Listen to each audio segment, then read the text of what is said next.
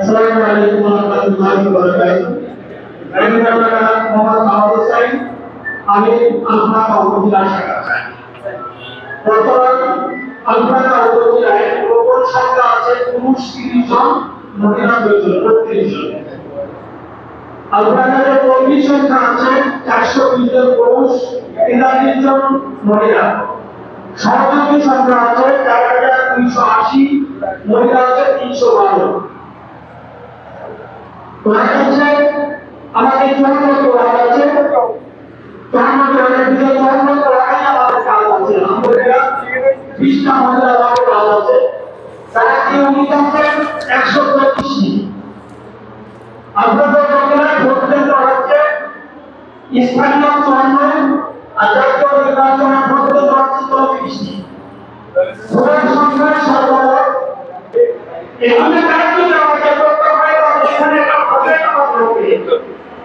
তারা আপনারা জানেন মাহফিল মানে অন্তত তারা যাদের পুনরাবৃত্তি করে তাদের কাজ দিয়ে যাবে। সমাজে উপস্থিতি আপনারা জানেন আমাদের ফরিদপুর এলাকার সাথে যারা আছে তাদের নিয়ে আমরা এখানে বসেছি। আমাদের সেই ভাইদের জন্য একটা পরামর্শ, সেটা হচ্ছে বিগত দিন যখন আপনারা বাড়িতে গিয়েছেন তখন আমাদের সাথে দেখা না করে চলে এসেছেন, তখন আমরা কষ্ট পাইনি। আগামী দিন যখন আপনারা বাড়িতে যাবেন, আপনারা আমাদের সাথে যদি দেখা না করে আসেন তাহলে অনেক বেশি কষ্ট পাবেন। আগামী দিন আপনারা যেখানেই পারি পরিবারকে যখন যাবেন আমাদের অবশ্যই জানাবেন, আমাদের সাথে একটু দেখা করে আসবেন, তাহলে আপনার সাথে আপনার সময় দিয়ে আমরা একসাথে একটু সময় দেবো। আপনাদের সাথে আহ্বান করছি, বাড়িতে গিয়ে আমাদের অবশ্যই একটু জানাবেন।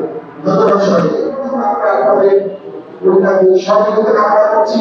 আপনার পরিবার আত্মীয়-স্বজন যেখানে আছেন প্রত্যেকের কাছে আপনাদের রাত হয়ে যায় আমাদের জন্য আরো বেশি সহজ হয়। সমাজ সুবিধা করে আমাদের উপকারী আজকে আমাদের যিনি প্রার্থী বাংলাদেশের সরকারি সর্বপ্রথম শিক্ষক বিভাগের নির্বাচনী চেয়ারম্যান ছিলেন অত্যন্ত সুযোগ্য। আপনি ইতিমধ্যে তাদের সাথে বিস্তার করে দিয়েছেন, তবে সর্বশেষ আপনারা যারা সরকার আছেন আপনারা খুবই চিন্তাকৃত আছেন। আমরা জানি আপনাদের অনেকে আইন সাথে অনেক যারা থাকতে পারে, তারপরে আমাদের এই নির্বাচনে আমরা আপনাদের সহযোগিতা আমাদের এলাকার সমস্ত মানুষ আপনাদের কাছে আপনাদের আলাদা আপনাদের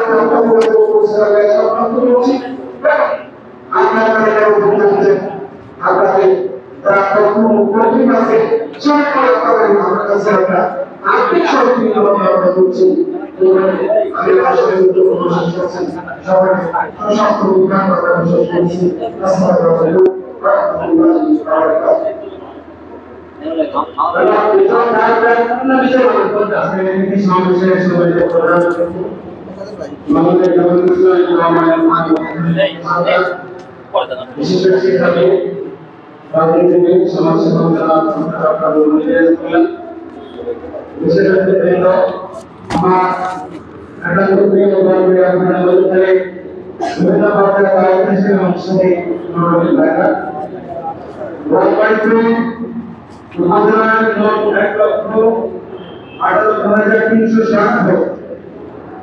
আমরা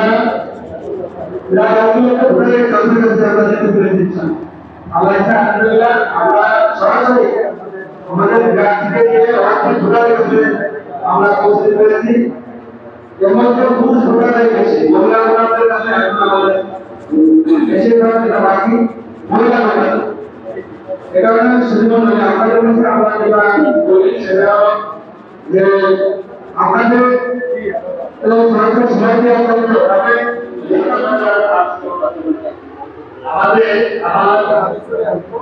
প্রধান হচ্ছে 36,300। ইতিমধ্যে 18,410 জনের মতবাদের অনুযায়ী আমাদের ভোটার কাছে দেওয়া হয়েছে। আমার প্রতিবাদের ফলে আজকে আমাদের সাথে আমাদের আসলে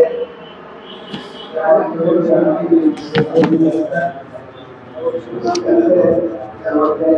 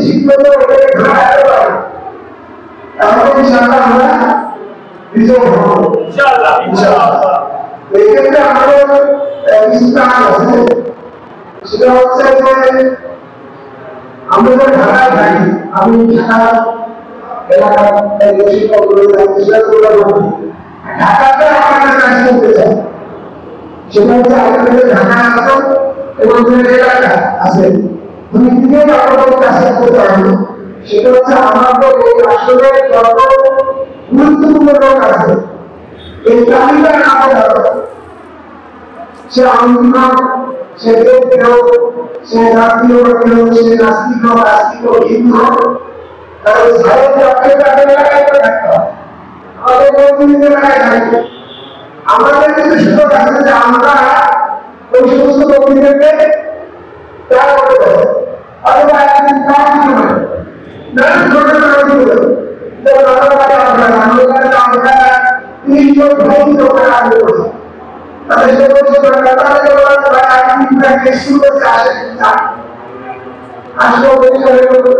আমাদের সম্মানের এবং এইভাবে আমরা তাদেরকে কিন্তু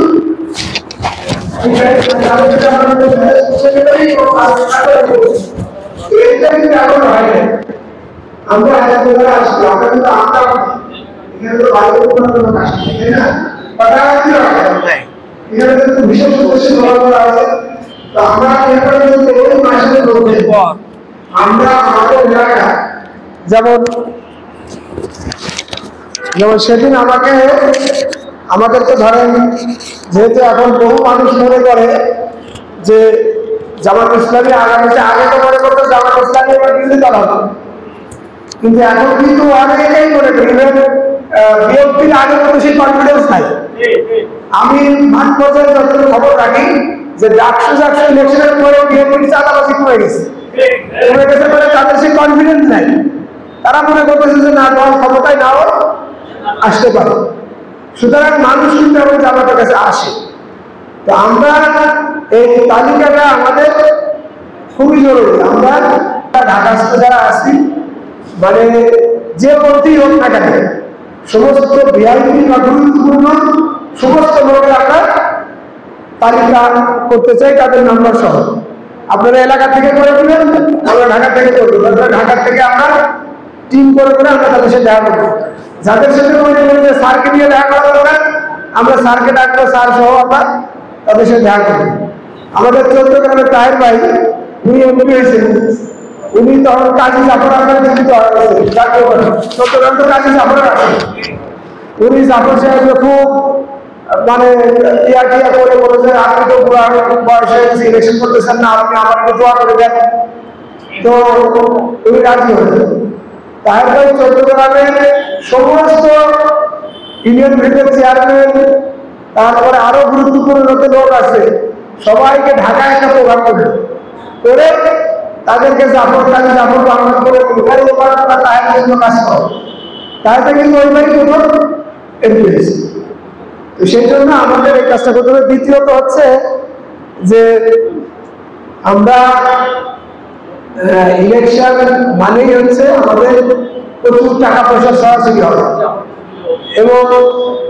এবং এইবার ইলেকশনে কি পরিমাণ টাকা সরাসরি হবে এটা আমরা চিন্তাই করতে পারতেছি না আপনারা জানেন যারা আলফাডাঙ্গা জানেন আমাদের আলফাডাঙ্গা উপজেলাতে চেয়ারম্যান হলো মোদির কাছে তাই না আমি শুনছি যে ওরা 17 কোটি টাকা খরচ করছে আমাদের বাংলা ইউনিয়নের চেয়ারম্যান হচ্ছে হাবিব শরীফ সে খরচ করছে 5 কোটি টাকা এটা আমার শোনা কথা এবং এটা হতে পারে তো এই জন্য আমাদের প্রার্থী তো সেই সামর্থ্য নাই জামাতেরও সেই সামর্থ্য নেই জামাত চেষ্টা করতেছে সেন্ট্রালি যাতে এবার ইলেকশনে অন্য দলের তুলনায় বেশি টাকা দেওয়া যায় বাট বাকি দায়িত্ব কিন্তু আমাদেরকে নিতে হবে আমাদের যারা এলাকায় থাকে ওনাদের তো আইন করা এই জন্য আমি আজকে রিকোয়েস্ট করবো জেলা দায়িত্বশীল ভাইদের কাছে যে আমরা সবাই এখানে একটা ওয়াদা করবো আমাদের কিন্তু আমরা যারা ঢাকায় আছি আমাদের হাতেও বলা হয়েছে আমরা জানি যে ঢাকায় জেলার ওপর আমাদেরকে চিনপত্রী সম্মেলন হয়েছে সেখানে আমাদের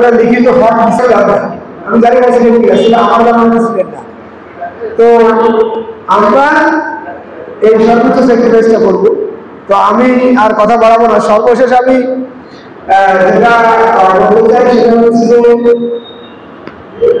এইবার দেশের যে সিচুয়েশন এবং আমাদের আমিরের জামাতের যে ব্যক্তিত্ব আমি মাঝখানে ওনাকে বলছি যে এইবার যদি এখন দেশের যদি প্রেসিডেন্সিয়াল সরকার গঠন থাকতো যে প্রেসিডেন্ট নির্বাচন হবে এই মুহূর্তে যদি আন্দোলন প্রেসিডেন্ট হিসেবে দাঁড়ায়, উনি একটা মিনিমাম 70% ভোট পাবেন। তো আমরা চেষ্টা করবো, আমি স্যারকে বলছি, আমাদের জেলা কমিশনকে বলছি যে আমি পার্সোনালি, যেহেতু তার সাথে আমার পার্সোনাল যোগাযোগ আছে, 100 উনি আমার বাসায় ঘুরতে থাকছেন, তো আমি ওনার কাছে মানে যে আমাদের আসলে যাতে উনি একটা সফর করে ইনশাআল্লাহ।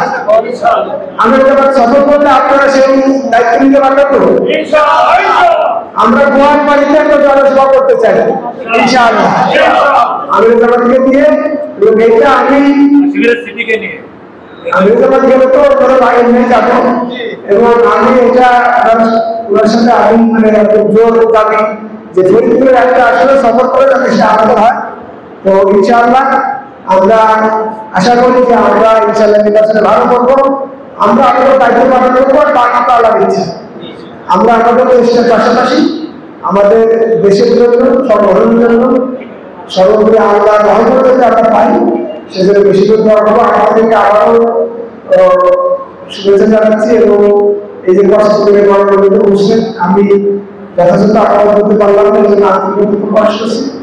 আর আমি যে পুরো সময় থাকতে পারতেছি না, সেজন্য আমার আসলে আমাদের সাথে আমার একটা শর্ট একটা মিটিং আছে, এই জন্য আমাকে একটু চলে যেতে হবে। তো আবার দেখা হবে। আর এই এলাকায় যারা আছেন, আপনারা যে কোনো সময় আমাদের এই প্রতিষ্ঠানে আপনারা দাওয়াত থাকুন, চলে আসবেন। আমার ফোন নাম্বার দায়িত্বহীনের কাছে বাধ্যবাধকতা দেওয়া আছে, তো দেখা হবে ইনশাআল্লাহ। সম্মানিত বন্ধুরা, আল্লাহ সুবহানাহু ওয়া তাআলা একটা বিশেষ দায়িত্ব দিয়ে আমাদের এখানে পাঠিয়েছেন। এখানে আমাদের চিরকালের বসবাসের স্থান নয়। মূলত আমি যেটা মনে করি সেটা হলো একটা বিশেষ এজেন্ডা বাস্তবায়নের জন্যই তিনি আমাদের এখানে পাঠিয়েছেন। সেই এজেন্ডা হলো একটা, বিসমিল্লাহির রহমানির রহিম, লিইউযহিরাহু আলা দ্বীনি কুল্লি। সমস্ত দিনের উপরে, মানব রচিত ব্যবস্থাপনার উপরে আল্লাহ রচিত যে বিধান, সে বিধানকে বাস্তবায়নের জন্য এই একটা এজেন্ডা দিয়ে আল্লাহ সুবহানাহু ওয়া তাআলা আমাদেরকে পাঠিয়েছেন। সম্মানিত ভাইরা, 56,000 বর্গ মাইলের আমাদের এই যে প্রিয় মাতৃভূমি, এই মাতৃভূমির একটা অংশের দায়িত্ব আমাদের উপরে পড়েছে, ফরিদপুরে 1 আসনের দায়িত্ব, এটাকে বিজয়ী করার জন্য, ঠিক কিনা? সারা বাংলাদেশ নিয়ে চিন্তা ভাবনা করার প্রয়োজন আপনার আমার নেই। আমাদের প্রয়োজন হলো ফরিদপুর 1 আসন তথা মধুখালী, বোয়ালমারী এবং আলফাডাঙ্গা। সম্মানিত ভাইয়েরা, মোটামুটি একটা ধারণা আমার আছে, আমার দৃঢ় বিশ্বাস আমরা এবার জিতবো ইনশাআল্লাহ। এই 54টা বছর আমাদের এলাকা, বিশেষ করে ফরিদপুর এলাকা, সম্মানিত ভাইরা, পরাধীন ছিল, বাতিলের অধীন ছিল, আমরা কথা বলতে পারি নাই। আমার দৃঢ় বিশ্বাস আমরা এখন যেভাবে 5 আগস্টের পরে, 24 আগস্টের পরে যেভাবে কথা বলার সুযোগ পেয়েছি, ইনশাআল্লাহ বিজয়ের পরে আপনারা শেষ হাসিটা হাসবেন ইনশাআল্লাহ, এটা আমার দৃঢ় বিশ্বাস। সম্মানিত ভাইরা, কিন্তু হাসতে হলে আসলে কিছু বিনিময় দিতে হয়, ঠিক কিনা? হাসতে হলে কিছু বিনিময় দিতে হয়। ইন্নাল্লাহা আশতারা মিনাল মুমিনিনা আনফুসাহুম ওয়া আমওয়ালাহুম বিআন্না লাহুমুল জান্নাহ। সম্মানিত ভাইরা, আজকের এই ময়দান একদিনের সৃষ্টি হয় নাই।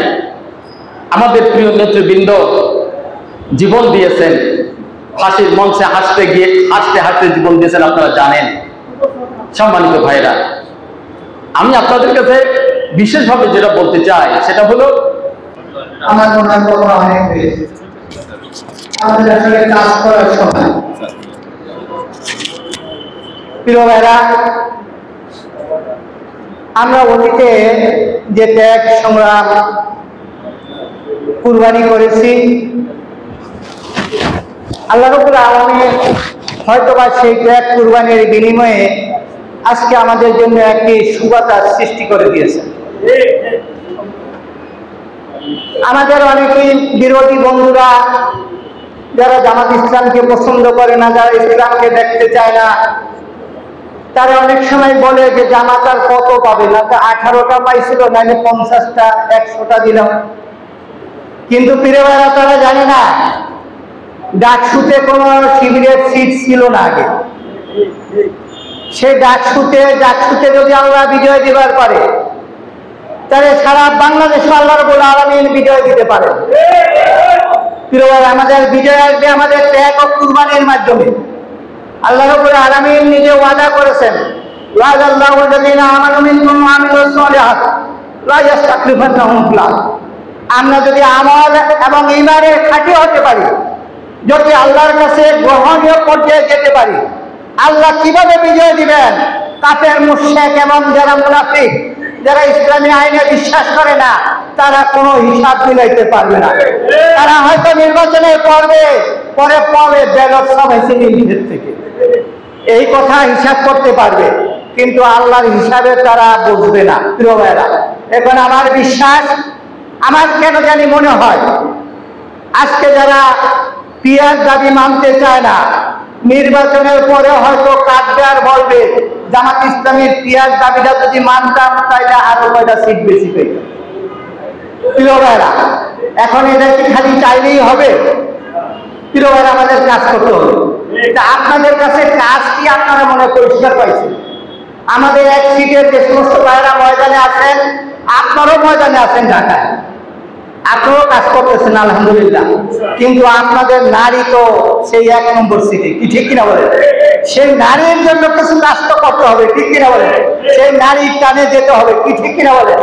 খালি 1 নম্বর সিট না, আমি আবার 3 নম্বর সিটে, তাই বলে নাম্বার 3-এ নাই, আমরা সবাই 1 নম্বরই আছি আলহামদুলিল্লাহ। প্রিয় ভাইরা, আমাদের যেখানে ভোট আছে, আত্মীয় স্বজন আছে, প্রত্যেককে মেসেজ দিতে হবে, ভাই সব দেখা শেষ, এবার জামাত ইসলামীকে দেখতে হবে।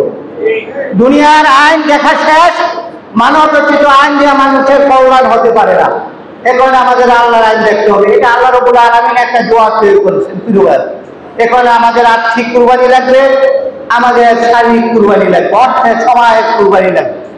আর্থিক কুরবানির ব্যাপারে আপনারা জানি প্রিয় ভাইরা, রাসূলুল্লাহ সাল্লাল্লাহু আলাইহি ওয়াসাল্লামের কাছে যে আয়াতগুলো আসছে, সূরা মুহাম্মদের যদি শেষ আয়াত দেখেন আপনারা, সেই সময়ে যখন নাযিল হয় তখন সাহাবাদের 2-4 জনের বাদে কারো ঘরে নিয়মিত আগুন জ্বলত না, অর্থাৎ পাকানো খাবার তারা খেতে পেত না।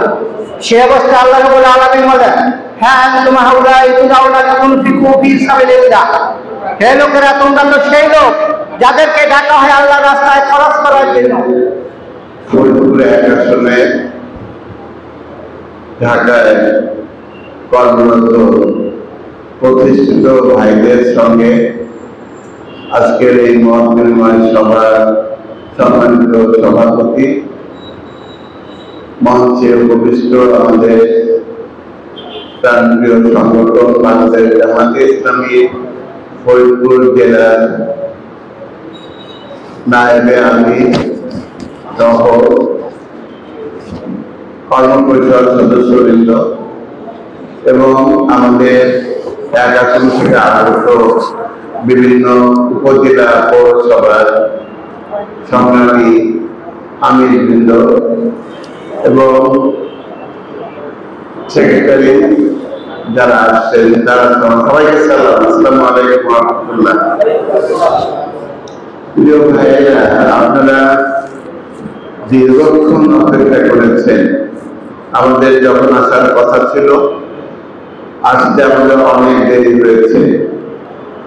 আসার পরে আপনারা যেভাবে রিসিভ করলেন, তাতে অন্তত আমি বুঝেছি যে আপনারা কেউ অখুশি হননি, বরং যখন ঢুকছিলাম তখন সবাই যেভাবে হাসি মুখে রিসিপশন দিলেন, তাতে আমি আল্লাহর কাছে শুকরিয়া জানালাম এবং আপনাদের প্রতি কৃতজ্ঞতায় আমার মন ভরে উঠল। আপনাদের মতো আমিও জাহাঙ্গীরনগরে দীর্ঘকাল থেকেছি। ছাত্র জীবন থেকে যদি হিসাব করি তাহলে 50 বছর। এই সময় তো আমি বৈপুর এক আসনের ওই এলাকায় ছিলাম না। তাহলে এই 1 বছরের ভিতরে আমি যদি একটা ঘুরে বেড়াতাম, কেউ কি আমার সাথে কথা বলতো? আমি যদি আপনাদের এই এখানে আপনাদের যাওয়ার আসতেন, যারা আমার সাথে বসে আছেন এখানে, তাদের অক্লান্ত পরিশ্রম, নিরন্তর চেষ্টা, তাদের বুদ্ধিমত্তা, মনন, তাদের সংগ্রামী মন, এগুলো দিয়ে আমাকে একটা গ্রামের প্রত্যন্ত এলাকায়, যেখানে গাড়ি উঠে যেতে চায়, রাস্তা এতই খারাপ, যে দেশে উন্নয়নের জোয়ার হয়েছিল, সে দেশে থানা প্রপার থেকে ইউনিয়নের দিকে হাঁটা দিলে রাস্তায় এমন যে গাড়ি উঠে যেতে চায়, ওইসব এলাকায় আমাকে নিয়ে নিয়ে ঘুরেছেন, গ্রামে নিয়েছেন, বিভিন্ন বাজারে নিয়েছেন, বিভিন্ন পথসভা করিয়েছেন। এই মানুষগুলা আল্লাহ আমাদের উত্তম জায়গা দান করুন। আজকে যে আপনারা খবর পাচ্ছেন যে আমাদেরকে সবাই চেন, এটা আমরা তো চিন্ত না, কেউ তো চিন্ত না ওখানে। তাহলে আমাদের প্রতি জেলা সংগঠন এবং আমাদের আসনের 3টা উপজেলা এবং 3টা পৌরসভার যারা দায়িত্ব পালন করছে, তাদের কত কঠোর পরিশ্রম করতে হয়েছে এটা কল্পনায় এনে দেখেন। আমি ওনাদেরকে আজকের এই সভার মাধ্যমে কৃতজ্ঞতা জানাই, ধন্যবাদ জানাই এবং অভিনন্দন জানাই। এরপরে কিছু কথা আমাদের বলতে হবে, তাই না?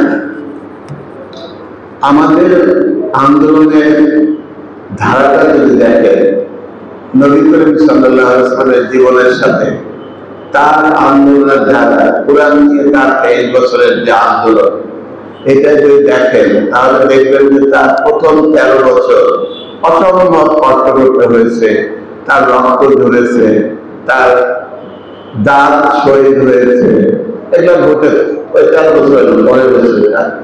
তাকে পাহাড়ে বন্দি জীবন যাপন করতে হয়েছে, তাইফে যে তারপরে রক্ত ঝরাতে হয়েছে। এই 13 বছরে তেমন কিছু কিন্তু অর্জন হয়নি, অল্প কয়েকজন ছাড়া। তাদের মধ্যে জুলুম নির্যাতন ছিল, ওই অংশটা যদি আমাদের জীবনের গত 17 বছর দেখেন, তাহলে আমরা 2জন মানুষ একদিকে হতে পারিনি। বাবা ছেলে একসঙ্গে বসে খেতে পারেনি, ধরে নিয়ে গেছে, নাশকতা করছে, রাষ্ট্রদ্রোহী কাজ করছে, রাষ্ট্রের বিরুদ্ধে ষড়যন্ত্র করছে। এই নানান অজুহাত দিয়ে হাজার হাজার লাখ লাখ বাঙালি কি হয়রানি, কি নির্যাতন, এটাকে মক্কা জীবনের সাথে তুলনা হয় না? হয়। নবী করিম সাল্লাল্লাহু আলাইহি ওয়াসাল্লামের মক্কা জীবনের যে অবস্থা, সেই জীবনের সাথে কি তুলনা করা যায় না? যায়, কথা বলেন যায়। তারপরে আমাদের 24 যে বিপ্লবটা হলো, এটা স্পষ্ট আমাদের কাছে মনে হলো, আমরা আল্লাহর দেখলাম একটা বৈষম্যবিরোধী আন্দোলন, এত বড় হিমালয় পাহাড়ের মতো ভারী একটা সরকার, যাকে কোনোভাবে নাড়াচাড়া দেওয়া যাচ্ছিল না, সেই সরকার এই বাচ্চাদের বৈষম্যবিরোধী আন্দোলনের মুখে পালিয়ে চলে গেল। লক্ষ লক্ষ মানুষ রাস্তায় নেমে আসলো। এই লক্ষ লক্ষ মানুষের মনে এই সরকারের পরিবর্তন করার জন্য ওই মুহূর্তের জন্য এত সাহস জুগিয়েছিল আল্লাহ রাব্বুল আলামিন। এবং ওই বাচ্চাদেরকে গুলি করে ফেলে দেওয়ার পরেও বাকি বাচ্চারা যে ওখান থেকে সরে যাচ্ছিল না, এই সাহস জুগিয়েছিল আল্লাহ রাব্বুল আলামিন। আমরা আল্লাহকে দেখলাম, ঠিক না? তারপরে আমাদের যে অবস্থাটা হলো, এই অবস্থাটা মদিনার জীবনের সাথে তুলনা করার মতো। মদিনায় যে নবী করিম সাল্লাল্লাহু কথা বলতে পারছিলেন, মদিনার জনগণ তাকে স্বাগত জানিয়েছিল, মদিনার জনগণ তার সাথে আগে বায়াত গ্রহণ করেছিল। উনি যখন পৌঁছেছিলেন মদিনায়, উনি কোন বাড়িতে যাবে এটা নিয়ে কারাকারি হয়েছিল, ঠিক না? উনি মদিনার জনগণ যখন স্বাগত জানান, সেখানে যে কথা বলতে পারেন, তখন ইসলাম স্প্রেড করতে শুরু করলো, ঠিক না?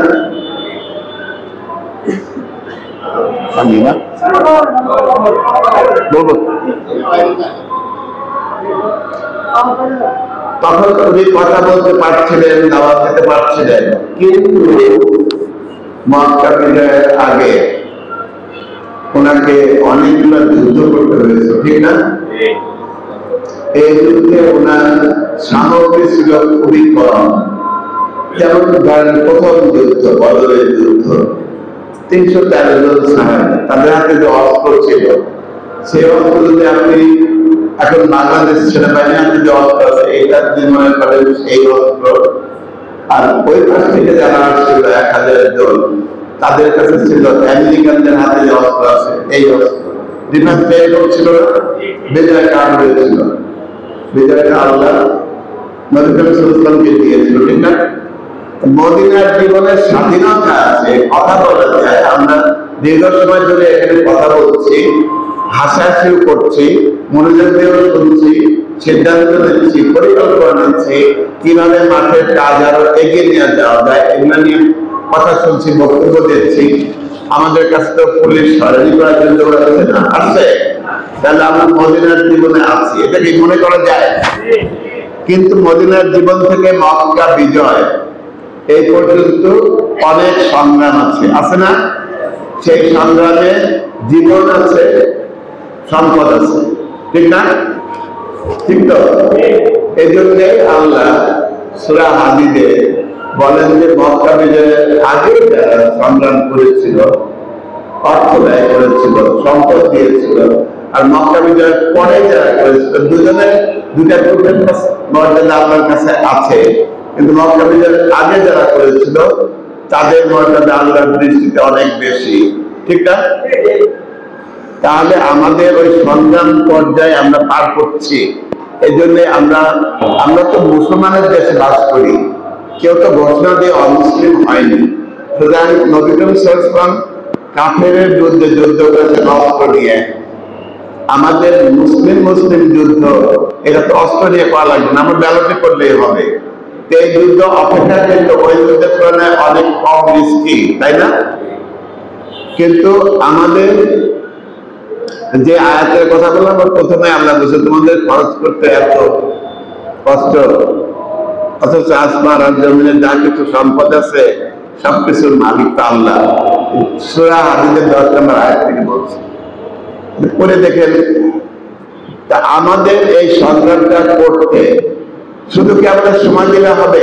আমাদের সময় দিতে হবে, আমাদের সাথে কথা বলে মেধা দিতে হবে, মনন দিতে হবে, শ্রম দিতে হবে, অর্থ দিতে হবে, প্রয়োজন হলে জীবন দেওয়া লাগতে পারে। এর জন্য আমরা প্রস্তুত ইনশাআল্লাহ। সবাই হাত তুলে দেখান তো আল্লাহকে। আল্লাহ তুমি সাক্ষী, আমাদের এই ভাইয়েরা তোমার জমিনে দিনকে প্রতিষ্ঠা করার সন্ধানে সক্রিয়ভাবে অংশ নিয়ে সকল কাজে অংশ নিতে চায়, তার জন্য হাত তুলেছে। আল্লাহ সাক্ষী থাকো, এই হাত তুলে আল্লাহ যেন কবুল করেন। এখন তাহলে যাদের ময়দানে যে সময় দেওয়ার সুযোগ নেই তাদের তাহলে অর্থ বেশি দিতে হবে, ঠিক না? কোন দিক দিয়ে তো দেবে, আপনি মুখে মুখে বললে তো হবে না। তাহলে আজকে যে আমরা এখানে আসছি সবাই কিন্তু পকেটের পয়সা খরচ করে আসছে, ঠিক না? আপনারা আসছেন, আমরা এই যে যুদ্ধটা, এই যুদ্ধের মধ্য দিয়ে আমরা ইলিয়াস মোল্লাকে কি এমপি বানানোর যুদ্ধ করছি, নাকি আল কোরআনকে সংসদে নিতে চাচ্ছি? আল কোরআনকে সংসদে নেওয়ার যুদ্ধটায় সবাইকেই অংশ নিতে হবে ঠিক মতো, তাই না? আপনাদের কাছে যে লিস্টটা দেওয়া হলো, এখানে কিন্তু আমার একটা ফেসবুক আইডি আছে, ওই আইডিতে আমার অনেক বক্তব্য আছে, 4-5 বক্তৃতা হবে। এই বক্তৃতাগুলো আপনারা শেয়ার করে দিতে পারেন, আপনাদের ফেসবুকে দিতে পারেন না? আমাদের ডাকসু নির্বাচনের পরিসংখ্যায় 95% মেয়ে সাদিক কায়েমদেরকে ভোট দিয়েছে। 95% মেয়ে, ছেলেরা কিন্তু অত দেয় নাই। তাহলে সম্ভাবনা আছে যে আমাদের জাতীয় নির্বাচনে মেয়েরাই বেশি ভোট দেবে। মেয়েরা যে ভাবে অত্যাচারিত হয়েছে, বাচ্চারা রেপ হয়েছে, যুবতী মেয়েদেরকে রেপ করে টুকরা টুকরা করে ফেলছে, কত রকম অনাচার, ব্যভিচার, অত্যাচার, নির্যাতন, জুলুম মেয়েদের উপরে হয়েছে। এই মেয়েরা নিরাপত্তা চায়। এই নিরাপত্তার জন্য ইউনিভার্সিটি মেয়েরা বুঝেছে এর জন্য শিবির সবচেয়ে ভালো জায়গা, ঠিক না? এই মন আল্লাহ তৈরি করে দিয়েছে, এখানে আমাদের কিন্তু ততটা নাই। এই যে আমরা যে পরিবেশ ভালো দেখছি, মানুষের মন আমাদের দিকে ঝুঁকে যাচ্ছে, ইসলামের দিকে আকৃষ্ট হচ্ছে, এটা আমাদের কৃতিত্ব নাই, এটা আল্লাহ রাব্বুল আলামিন করছে। কিন্তু আল্লাহ সব তো ঠিক করে দেবে, আমাদের পরীক্ষা নেবে, তো সেই পরীক্ষা আমাদের উত্তীর্ণ হতে হবে, তাই না? এখন আমাদের বক্তৃতা এখানে আসছে, আমরা মেয়েদের কাছে পৌঁছাতে পারিনি, ঘটনা সত্যি। আমাদের মেয়েদের কাছে পৌঁছানোর জন্য আমাদের অনেক সীমাবদ্ধতা আছে, কিন্তু অন্যান্য দলের তো আরো সীমাবদ্ধতা আছে। তাহলে আমরা পৌঁছাতে পারছি না কেন? আমাদের যত ভোটারের বাড়িতে পুরুষ ভাইদের সঙ্গে দেখা হয়েছে, তাদের বাড়িতে মহিলারা আছে না, তাদের মাধ্যমে তো আমরা মহিলাদের কাছে খবর দিয়ে দিতে পারতাম। আমাদের যে সহযোগী সদস্য যারা আছে পুরুষ ভাই, তাদের বাড়িতে মহিলা আছে না, মহিলাদের কাছে খবর দিতে আমরা পারতাম, তো এতদিন দেওয়া দরকার ছিল। এগুলো আমরা এখনো অ্যাডজাস্ট করতে পারিনি, ইদানিং মহিলার সমাবেশ ঠিক সর্বপ্রতিবাদে হচ্ছে, সব পরিচয় হচ্ছে। আমাদের তো পর্দার বিধানটা মেনে চলতে হয়, এখানে তো আমরা কম্প্রোমাইজ করতে পারি না, তাই না? এই জন্য আমাদের মহিলা নেত্রীর সংখ্যা তো অনেক নেই। যারা আছে তাদের সংসার আছে, ছেলে মেয়ে আছে, স্বামী আছে, চাকরি আছে, তারা যে সারাক্ষণ 24 ঘন্টার সময় দেবে এরকম তো না। আর একজন মহিলা বের হয়ে তো দিনে দিনে বাসায় দরকার। এই জন্য আমাদের মহিলা বক্তা দরকার, মহিলা নেত্রী দরকার, তাদেরকে মাঠে নামানো দরকার। মানে আমাদের যারা দায়িত্বশীল তাদের ওয়াইফদেরকে মাঠে নামার দরকার, তাই না? কি বলেন? আপনাদের বাড়িতে আমি যেমন ফেসবুকটা শেয়ার দিতে বললাম, আপনাদের বাড়িতে আপনাদের আপনজন যারা আছে তাদের কাছে আপনারা বললে আগ্রহ করে শুনবে না? আপনারা আমি আশা করি বলেছেন, বলেননি? বলেছেন তো, বারবার বলবেন। পুরুষ মানুষের কিন্তু দিনের ভিতরে আমরা অনেক জায়গায় উঠা বসা করি, তো কখনো ভালো জায়গায়, কখনো একটু খারাপ জায়গায় ইত্যাদি। আমাদের বোন কিন্তু উঠানামা করে, কিন্তু আপনি বোনদেরকে যদি একবার বুঝিয়ে দিতে পারেন তাদের মর্যাদার জন্য, তাদের মর্যাদা সম্মান রাখার জন্য, তাদেরকে কর্মসংস্থানের জন্য, তাদেরকে সম্মান দেওয়ার জন্য ইসলামের যে সুযোগ আছে এটা জামাত দিতে পারবে, বাংলাদেশ জামাত ইসলাম দিতে পারবে। এই জিনিসটা যদি তাদের বোঝানো যায় যে কোরআন যদি সংসদে যায় আমাদের নারীরা কিন্তু সমানতার কারণে থাকবে না। এইটা যদি নারীরা একবার বুঝে তারা ঢাকায় মানুষের মতো ভোট দেবে, তাহলে আমাদের নারীদের নারী ভোটারদের মধ্যে আগ্রহ সৃষ্টি করার জন্য আমাদের কাজ বাড়ানো দরকার আছে, তাই না? আমাদের আরেকটা জিনিস খেয়াল করেন, আমাদের যারা ক্যান্ডিডেট হয়েছে তাদের সবার কিন্তু ইনকামের ব্যবস্থা আছে, কম হোক আর বেশি হোক। তার মানে আমাদের রাজনীতি করে টাকা পয়সা লুট করার দরকার নেই। অন্যান্য দল যাদেরকে ক্যান্ডিডেট করে ওদের পেশাই হলো রাজনীতি, ওদের জীবিকা নির্বাহ রাজনীতি দিয়েই হয়, ফলে ওদের লুটপাট করা ছাড়া কোনো উপায় নেই, ঠিক না? তাহলে জনগণকে যদি আমরা বোঝাতে পারি যে গত ৭৮ বছর ৪৭ থেকে এই ৭৮ বছর ধরে যারা দেশের পরিচালনার দায়িত্বে ছিলেন তারা আমাদের আমানত বাড়িটা করেনি, জনগণের সম্পদ তারা লুট করেছে, বিদেশে পাঠিয়েছে, বিদেশে সম্পদের পাহাড় ধরেছে।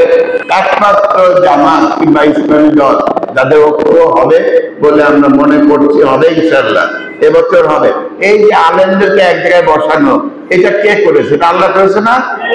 আলেমদের মন জোড়া লাগানো সবচেয়ে কঠিন কাজ ছিল, এই কাজটা আল্লাহ করে দিয়েছে। আলেমরা এখন একসঙ্গে কথা বলছে। এই অবস্থা হলে বাংলাদেশের মানুষ সবাইকে খেয়াল করে নেবেন, হয়তো 5% লোক হতে পারে যারা আলেমদের দাঁড় দাঁড়ে না, 95% মানুষ হবে আমার মনে হয় তার চেয়ে বেশি হবে যারা কোনো না কোনো আলেমকে ফলো করে, ঠিক না? তাহলে আলেমরা যদি এক জায়গায় হয় আপনারা বুঝেন তো পাল্লাটা ভারী হবে কোন দিকে, বুঝেন না? তাহলে এর জন্য আল্লাহর কাছে দোয়া করতে হবে। আমার মনে হয় যে সারাদিন আমরা কাজ করবো যেমন করতেন, রাতের বেলা আল্লাহর কাছে কান্নাকাটি করবো যেমন করতেন, তাই না? এই দুটা কাজ যদি আমরা করতে পারি, আর আমাদের পক্ষে আমিরে জামাত বলেছেন সাংবাদিকদের করতে দেওয়া অর্থের উৎস কি, উনি বলেছেন আমাদের কর্মীদের পক্ষে, ঠিক আছে? আসলে জামাত একটা ইউনিক ব্যবস্থা চালু করেছে। এখানে প্রতিটা কর্মী প্রতিটা সহযোগী মাসে মাসে ইয়ারন দেয়, টাকা দেয়, সুবিধা দেয়। এইটা আর কোনো সংগঠনে করে নাকি? অন্য সংগঠনগুলো তো দিতে জানে, তাই না? সুতরাং আমাদের টাকার অভাব হওয়ার কথা ছিল না, কিন্তু একজন জুলুমবাজ ছিল, আমাদের হাজার হাজার লাখ লাখ মামলা দিয়ে আমাদের কোটি কোটি টাকা